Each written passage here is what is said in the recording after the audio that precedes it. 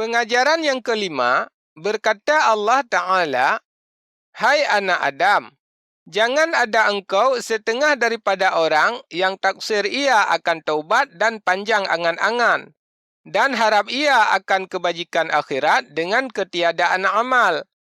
Engkau kata seperti kata orang yang salih, dan engkau perbuat seperti perbuatan munafik. Jika aku beri akan dikau, tiada engkau padakan. Dan jika tiada aku beri akan dikau, tiada engkau sabar. Dan engkau suruhkan akan orang yang lain dengan berbuat kebajikan, padahal engkau tiada engkau perbuat akan dia. Dan engkau tegahkan akan orang yang lain daripada berbuat kejahatan, padahal tiada engkau tegahkan akan dirimu daripadanya. Dan engkau kasih akan segala orang yang salih-salih, padahal engkau tiada daripada mereka itu. Yakni, tiada engkau kerjakan seperti amal mereka itu.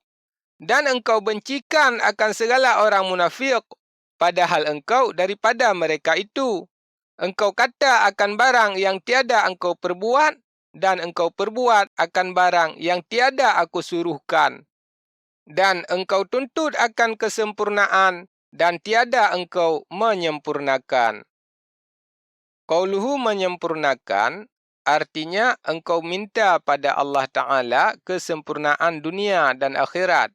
Padahal engkau tiada engkau menyempurnakan segala yang disuruh oleh Allah Ta'ala, dan tiada engkau menjauhkan segala yang ditegah oleh Allah Ta'ala. Intaha.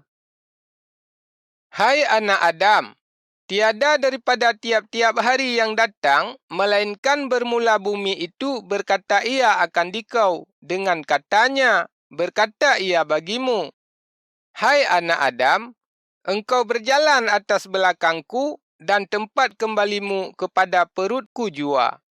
Dan tertawa-tawa engkau atas belakangku, dan engkau menangis di dalam perutku. Dan engkau makan akan tiap-tiap yang keinginanmu atas belakangku, dan memakan akan dikau oleh ulat di dalam perutku.